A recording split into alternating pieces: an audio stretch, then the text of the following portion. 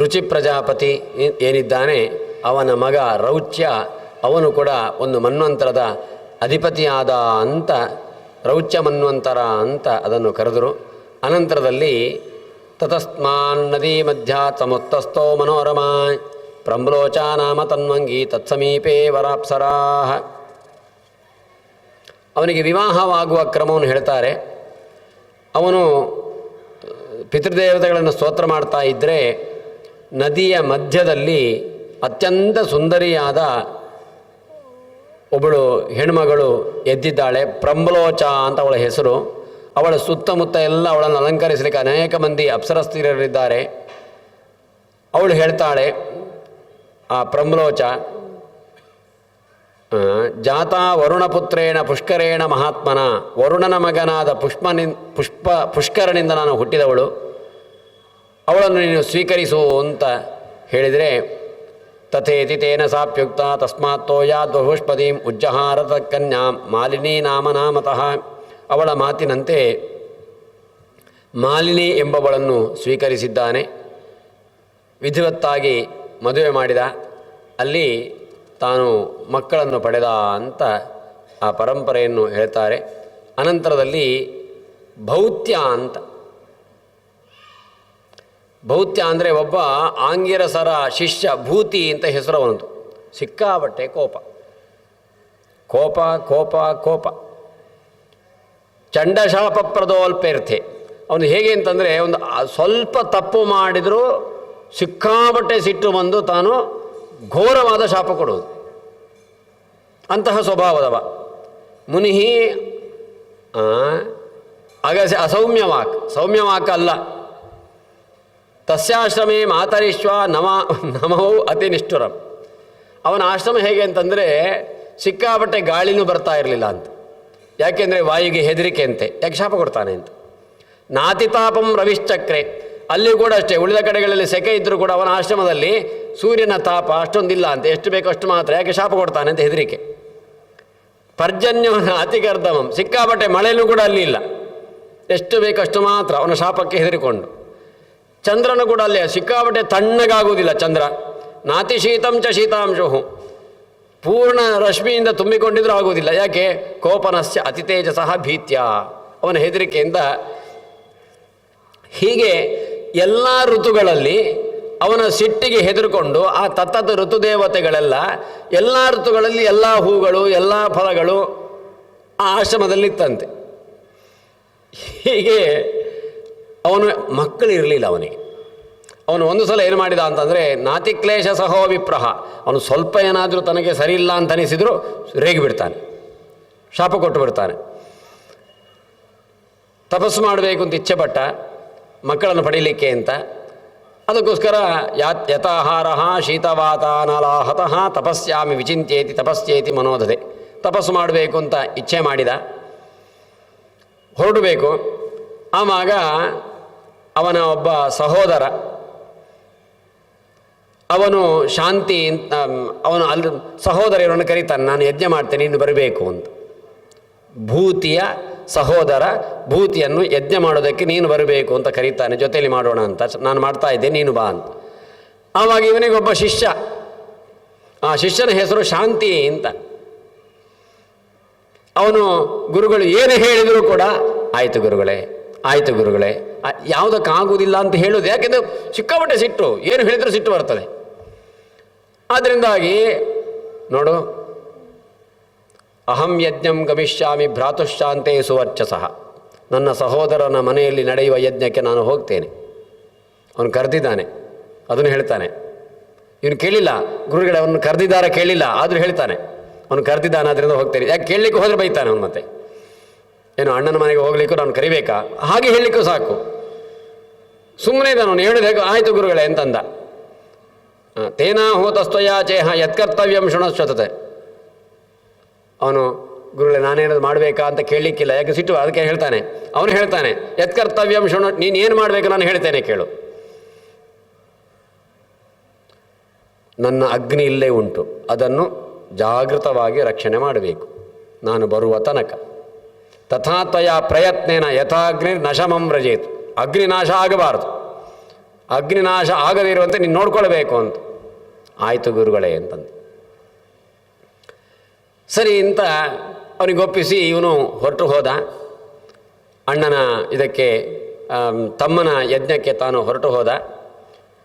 ಅವನು ನಿತ್ಯದಲ್ಲಿ ಕಾಡಿಗೆ ಹೋಗುವುದು, ಅಲ್ಲಿಂದ ಸಮಿತು ಪುಷ್ಪ ಎಲ್ಲ ತರುವುದೆಲ್ಲ ಅಗ್ನಿ ರಕ್ಷಣೆ ಎಲ್ಲ ಮಾಡ್ತಾ ಇದ್ದ ಪಾಪ. ಉಪಾನಯತಿ ಭೂತ್ಯರ್ಥಂ ಗುರೋಸ್ತಸ್ಯ ಮಹಾತ್ಮನಃ. ಬೇರೆ ಬೇರೆ, ಯಾಕೆಂದರೆ ಯಾರೂ ಇಲ್ಲ ಮನೆಯಲ್ಲಿ, ಗುರುಕುಲ ತಾನು ಒಬ್ಬ ಇದ್ದಾನಂದರೆ ಎಲ್ಲವನ್ನು ಮಾಡಬೇಕಾದ ಎಲ್ಲವನ್ನು ಮಾಡ್ತಾ ಇದ್ದ. ಗುರುಭಕ್ತಿಯಲ್ಲಿ ಎಲ್ಲವನ್ನು ಮಾಡ್ತಾ ಇದ್ದ ಪಾಪ ಅವನು. ಅವಾಗೇನಾಯಿತು ಅಂತಂದರೆ ಒಂದು ದಿವಸ ಅವನು ಹೋಗಿ ಬರುವಾಗ ತಡ ಆಗಿ ಆ ಅಗ್ನಿ ನಷ್ಟವಾಗಿ ಹೋಯಿತು. ಕುಂಡದಲ್ಲಿದ್ದ ಅಗ್ನಿ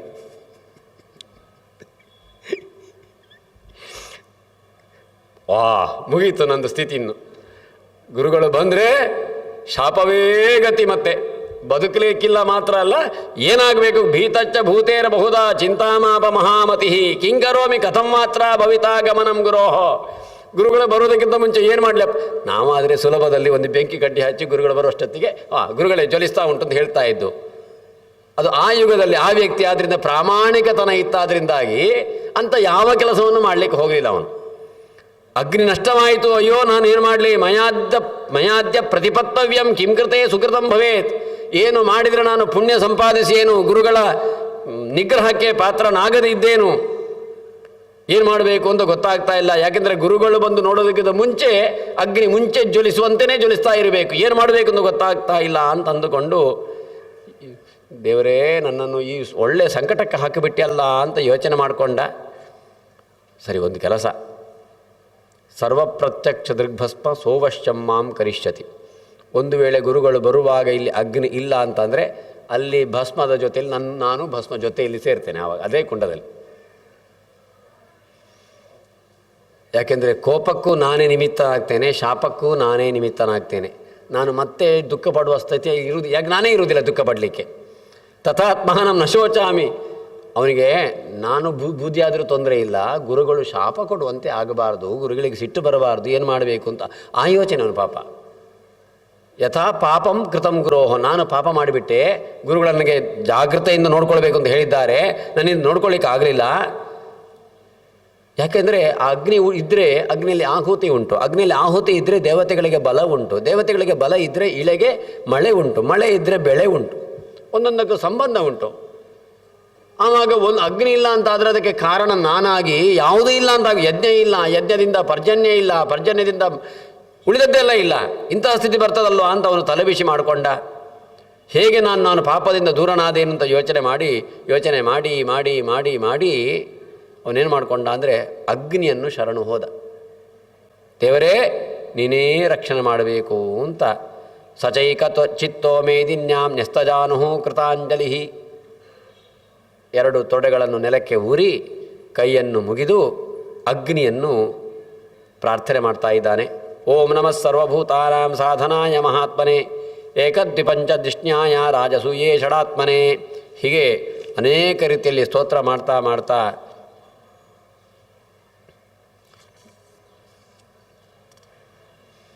ಆ ಸಂದರ್ಭದಲ್ಲಿ ಅಗ್ನಿ ಜ್ವಾಲಾಮಾಲಾವೃತತನು ತಸ್ಯಾಸೀತ್ ಅಗ್ರತೋ ಮುನಿ. ಒಳ್ಳೆಯ ಜ್ವಾಲೆಯನ್ನು ಮೇಲಕ್ಕೆ ಹಾಕ್ತಾ ಅಗ್ನಿ ಕಾಣಿಸಿಕೊಂಡ. ಸಂತೋಷವಾಯಿತು. ಪುನಃ ಅವನು ಸ್ತೋತ್ರ ಮಾಡ್ತಾನೆ. ಆವಾಗ ನಮಸ್ಕಾರ ಮಾಡುವ ಆ ಶಾಂತಿ ಎಂಬಂತಹ ಶಿಷ್ಯನಿಗೆ ಅಗ್ನಿದೇವರು ಹೇಳ್ತಾ ಇದ್ದಾರೆ, ಸಂತೋಷ ಆಯಿತು, ನಿನಗೇನು ಬೇಕೋ ವರ ಕೇಳು. ವರ ಕೇಳು ಅಂತನ್ನುವಾಗ ಶಾಂತಿ ಮೊದಲು ಹೇಳ್ತಾನೆ, ನಾನು ಕೃತಕೃತ್ಯನಾದೆ ಅಂತ. ಯಾಕೆಂದರೆ ನನ್ನ ಗುರುಗಳು ನಿನ್ನನ್ನು ನೋಡಿದಾರೋ ಇಲ್ಲೋ ಗೊತ್ತಿಲ್ಲ, ನಿನ್ನನ್ನು ನೋಡ್ತಾ ಇದ್ದೇನೆ ಇವತ್ತು. ನನಗೆ ದರ್ಶನ ಕೊಟ್ಟಿಯಲ್ಲ, ಅದೇ ನನಗೆ ದೊಡ್ಡ ಅಸ್ತಿಕೆ. ನಮ್ಮ ಗುರುಗಳು ಸಹೋದರನ ಮನೆಯಲ್ಲಿ ಯಜ್ಞ ಉಂಟು ಅಂತ ಹೋಗಿದ್ದಾರೆ.